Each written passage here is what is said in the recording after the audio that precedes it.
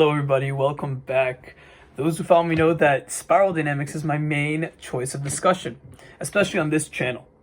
I haven't been going on because the views have dropped and TikTok was doing much better, but now TikTok has dropped. Some are saying it has to do with legislation that they're dealing with, the laws and the data collection and people getting sued and all that. And until that gets figured out, I don't think TikTok is so worth my while. So I'm going to sit down here and basically I want to talk about my discoveries in spiral dynamics. In spiral dynamics, we know, those who've been following around, that there's a certain progression that's linear to a certain extent. And of course it gets messy and no one fully knows the details because it gets more and more complicated as you add more facets to the discussion. Like what they went through, what their personal mind is like, what cognitive functions do they deviate from that's considered normal. But of course there's also the discussion of what are their surroundings like? And that's something that hasn't been discussed, that just by having specific surroundings, it will influence your stage of development. Now, what was amazing in my recent discovery, and I've been tracking my progress for years, is that I discovered that there is no timeline. And that not only is the surroundings influencing you, but the entirety of spiral dynamics is actually your surroundings. Meaning, as you evolve, you're changing in a way that is mostly affected by your surroundings. And had you gone back in time and been around those people, you would function with similar ethics, similar mentalities, philosophies, because the way we think about something, despite how diverse it truly is, yes, I agree with that, it's still relatively predictable in the sense that you'll conform, because survival. Conformity is an innate part of survival. And when you think about integration, when you think about belonging, when you think about even esteem, all of these facets involve a certain conformity. And that was a novelty I discovered. Now, recently, there's been another discovery. It's not only that your surroundings are influencing you, but rather your surroundings are influencing a certain amount of ethical norms, a certain amount of standards and ideals that you deem proper or okay. Like slavery. 1,000 years ago, slavery was not condescended upon. But also, the surroundings are not as significant as something that's cyclical. So you know how Clare Graves said there's a pendulum, right? And then Don Begg extrapolated and said it's not just a pendulum, it's a spiral. That's a better way to put it, because there is a ring around that has correspondences. And it was alluded to by Clare Graves, but it wasn't said. So Don Beck says something very smart. He concluded something that was coherent, concise with what he was talking about. I don't know if he actually brought up the phrase spiral and then he said, I agree with that. Because apparently Don Beck did learn under him. Don Beck has now passed away at 80-something years old. And his life's work was basically building upon what was taught by Clare Graves. I've spoken to several people who believe that you should go back to the original sources because Don Beck was, in a sense, Don Beck had his biases. But more or less, he is one of the more reliable people to reference in regard to what Clare Graves believed. Not necessarily what Clare Graves' teachings entailed, but what he was onto when he was thinking about it. And so the spiral is accurate. And so what I recently discovered is not only the spiral accurate, it's completely accurate. But not only that, it might even be a circle. Okay, so you're following along with me? The spiral dynamics, I used to say it was spherical dynamics. It is spherical dynamics. Because you can use quantum computing and all that. But I realized you can even go cycles within cycles. So basically, I said that the stages are just a few main stages, and they keep repeating in a spiral, right? But now I'm saying it's literally you're going in circles over and over and over again in terms of what you're doing. But there is a difference in what you're doing because you're not in the same place. You're never in the same place. But then it's a spiral. So spiral dynamics has not disappeared. But the novelty that I learned is that the development keeps happening. and there are levels to development. So according to me, I hold that there are 4 or 5 major needs that you need to fulfill in spiral dynamics. You have to have your basic income, right? That's physiological, and safety and shelter. You have to have your basic people like you as a result, that they can see your gifts, they can see your personality, they appreciate it. Well, on YouTube itself is a form of a gift that you have. Right? Some people say there isn't a hierarchy, but I hold that there is. The physiological and belonging are always the 2 main ones, and so there's going to be a pattern with that. But within these 4 or 5 major ones, you're going to keep cycling about over and over again. And you're going to keep rising levels. So according to Claire Graves and even Don Beck, and many people who are following along, they believed that you only evolve in cultures. But no, you evolve in as an individual. But we don't notice when the individual evolves because we tend to conform to what other people are doing and saying and being like. And B, we also presume that they're outcasts when they're too strange, they evolve too high. Yes, those are really true components.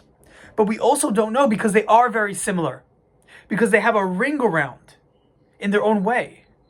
And they use the quirkiness of the ring around to their advantage by harmonizing themselves into society, integrating, so that they can't really be noticed as strange.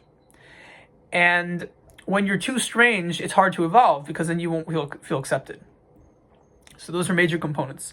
But I realized I recently reached out to someone who I insulted. I feel really bad about it. He had a lot of trauma, and I couldn't find his email, so I just responded on a message that I don't know if it went through. But the point is I'm having this desire to reach out and to create amends. And the stage that I'm entering into, from what I understand, might very well be the stage after Red Sapphire. So Red Sapphire, no, it's Red Ruby Red. According to my model, you have stage Clear Light. But what am I learning now? I'm learning that the reason why the stages keep going on and on is because they're not going on and on. They're going in cycles. But there's slight variations, which means everyone's going to have their spirals. Everyone is like literally spiraling up in their own types of ways. But it involves 4 or 5 main desires because there is compartmentalization with how the psyche thinks about things, hierarchy.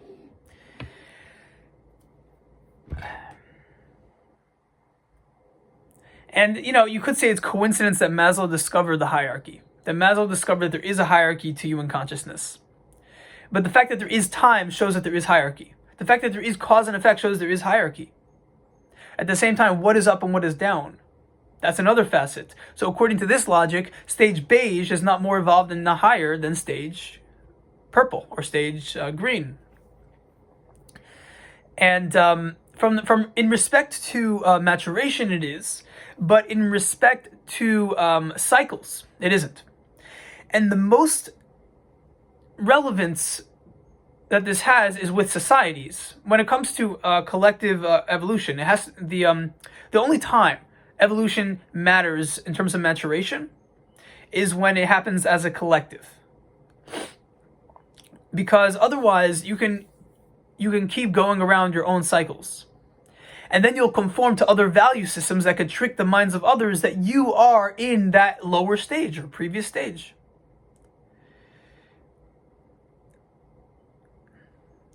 And this could be one of the reasons why people felt spiral dynamics was messy. Because there's so many possibilities with regard to how evolution takes place. And now we can't say that it's just a linear model. Now we can't say it's just a simple ring around. There's so much diversity. So I still believe you can chart all this with supercomputers. AI technology is amazing. There's no doubt that this capacity to predict almost anything is going to be on the cusp over the next perhaps months, but definitely within a year or two. Meaning even AIs will be able to do what quantum computers are doing, because that's just the rate at which the neurons are picking up. The capacity to think for itself, to reason for itself. People are experimenting with Chat GPT, and they're realizing that this is a phenomenal thing. Look how fast it figures out the answers that we would have taken 15 minutes to look up and to make sure and to correct. And you don't even need Google. So yeah, we're on the cusp for some good stuff.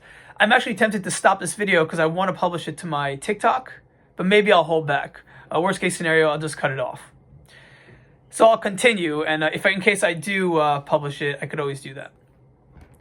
So in summation, we have, I just want to write this down to compartmentalize for myself. We have the idea that spiral dynamics is a spiral, right? We have the idea that Clare Graves' work entails that it's a pendulum. The pendulum involves just back and forths, but I'm pretty sure the spiral was something he also concluded.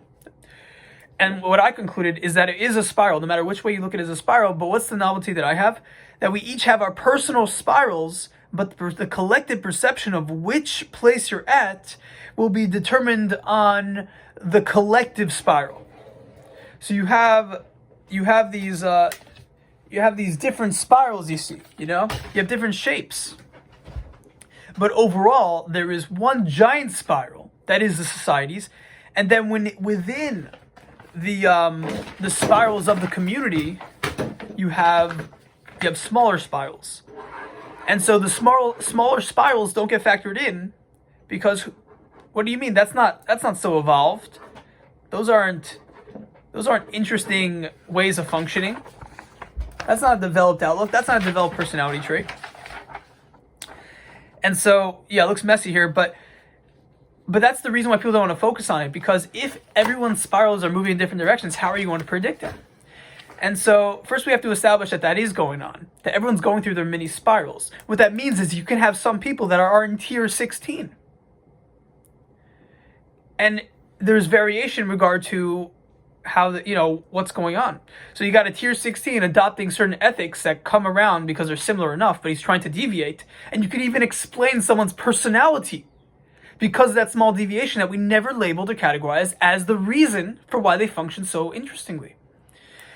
Once you get into the concept of constructs and collective consciousness creating reality, a lot of this stuff is going to be a nice fun thing to use as a tool, but we're going to realize that perception is creating reality at some point.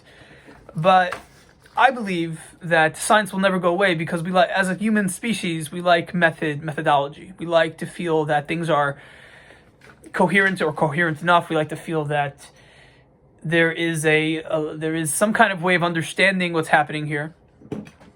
And so the question you always want to ask yourself is, can you test this? Can you test something so complicated? And eventually we will. We'll have the right computing and computations and graphs set up so that this could be confirmed based upon previously established truths for other experiments that were leading up to this one. And if those experiments or that charting coincides with this one in some relative approximation, then we know we're onto something here. The only problem you might say is now the human brain is completely predictable. It's not something that has free will. It's not something that is choosing, and there is so much complexity. There is an infinite amount of complexity. Because in the instance that something happens, you are confined to relative approximation of what you're going to decide based upon your functions or values. That's what a response might be. And that's interesting. I don't even know if that's the best response, to be honest, because the complexity of free will is always going to be infinite. The complexity of whether or not we have it and whether or not we don't have it I have been through discussions like this. It goes on and on. So, the only ones who care that they have free will are kind of people that don't want to be controlled or feel that the ramifications are really high. And the ones who say that the ones who have to feel that we don't, maybe they have a belief system already. I don't know. People have different reasons for why they want to adopt certain philosophies. But I really don't think it's the biggest deal to figure out that every single personality trait that you have could be traced to spirals within spirals. And spirals that have advanced past the collective perception so that they can't be detected. Because everything repeats, they're adopting personality traits that can go under the radar of how other people function in the collective perception of that giant spiral. So I guess you can call this model, if you will, the spiral within spiral.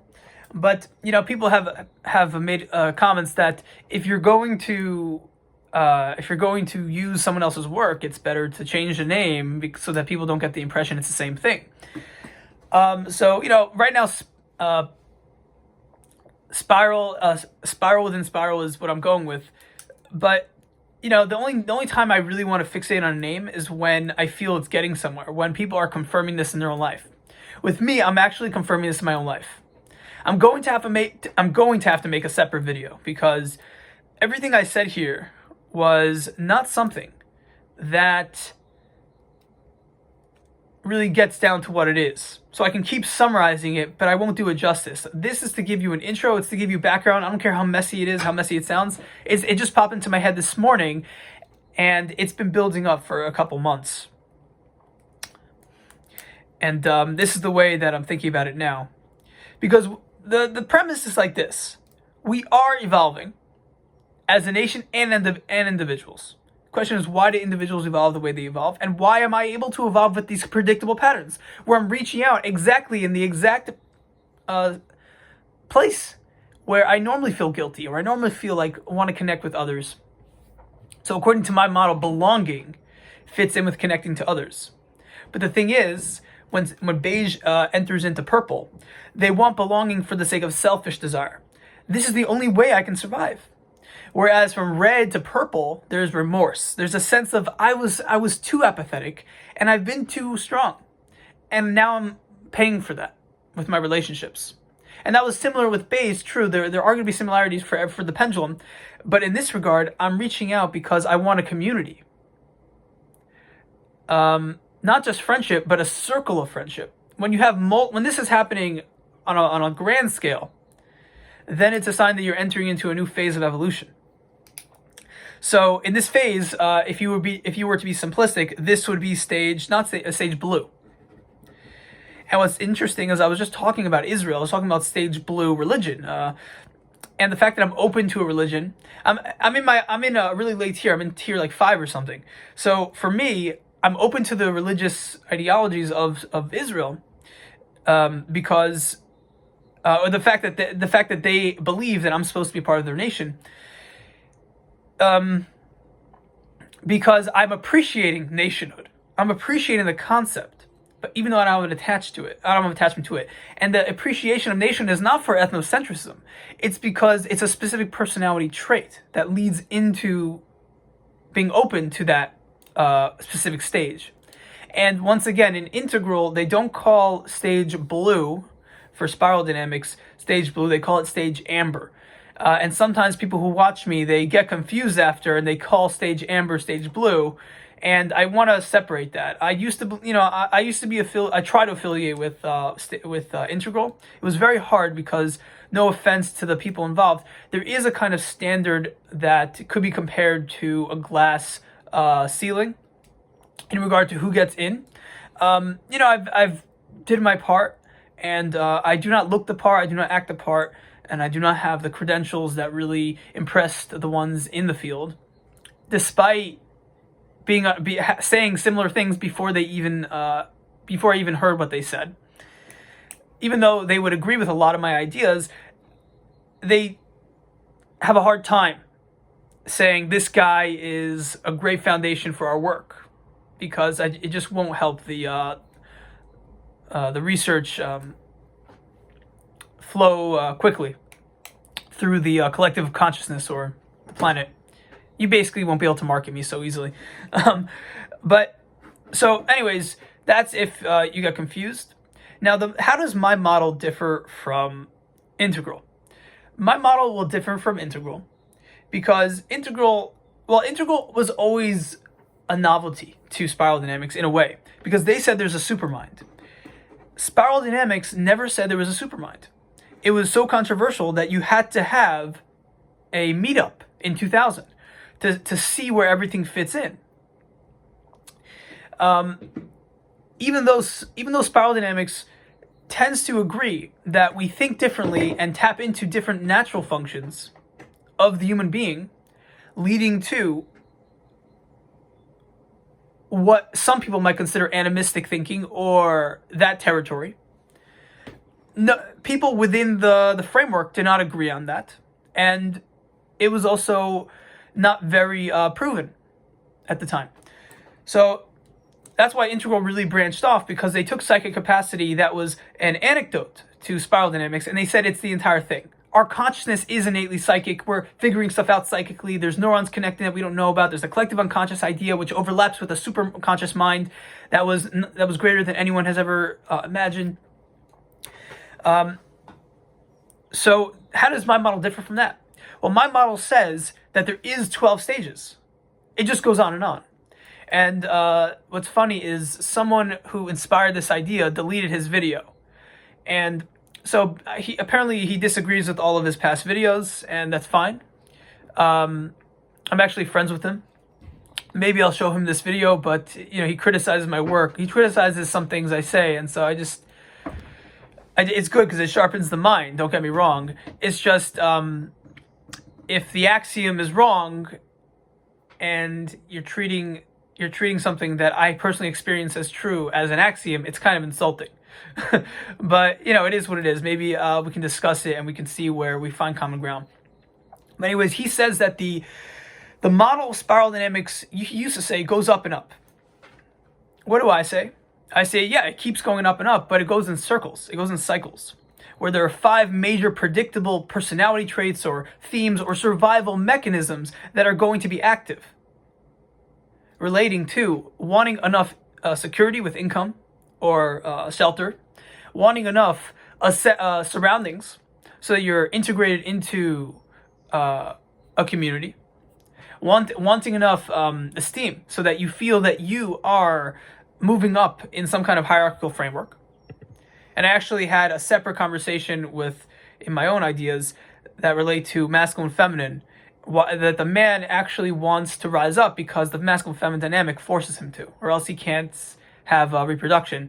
So that the esteem may even go into the belonging aspect, and that's why they all move together. But this hierarchy is a pretty good linear foundation with how I've discovered this spiral to work. But then you get into stage blue, which is not just community, but it's collective communities, a much higher degree of organization with collective thinking. But this leads to a much more calm-mindedness and much more patience with how that takes place. So there's less ulterior motive in the 4th stage. It was a very lofty stage, and that's why I consider it a transcendent stage, because your ego literally becomes like a stone. That's how I was feeling last night. My ego became like a stone. Very solid, very concrete, very not concrete, very very filled out. I felt very whole, very complete. I didn't need to worry about my ego because my ego was a solid stone. That's how I imagined my heart. That by me reaching out to people, I'm not going to be damaged, and I'm not going to damage them because I care about them. That was the place I was in. And that was like the realization that I had, that I'm in a new stage of development now. But wait, it's linear. Because I was in this rough terrain where I said, women this, women that.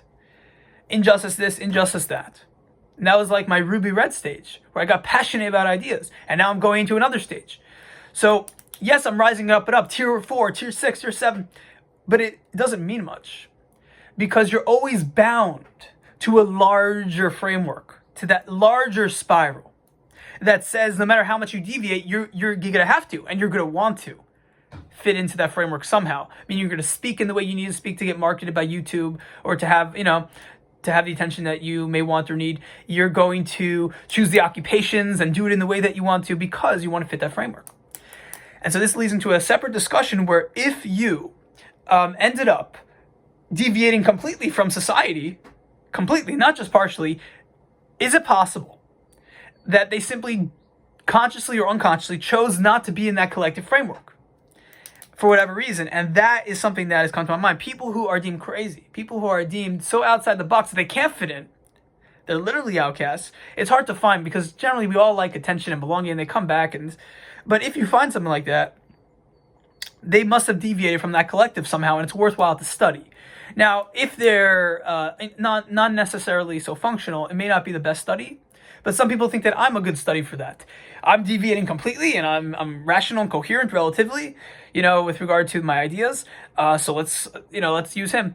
So people might want to say that about me, but I don't think so, because I would look at the people who everyone should say, yeah, I can't have a conversation with this guy.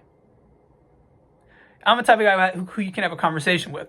And that's why some people might say I'm right-brained. But no, that's not because I'm really rational. I can have a rational conversation. But no, it's more of like bottom left. I have a lot of bottom left in me, bottom left quadrant, where where I have empathy. I can predict their emotion. And that's funny, because if you have so much empathy, then why didn't you have it in the past? Because I was using the upper right quadrant. So that's what it comes down to, is when you force yourself into a logical frame.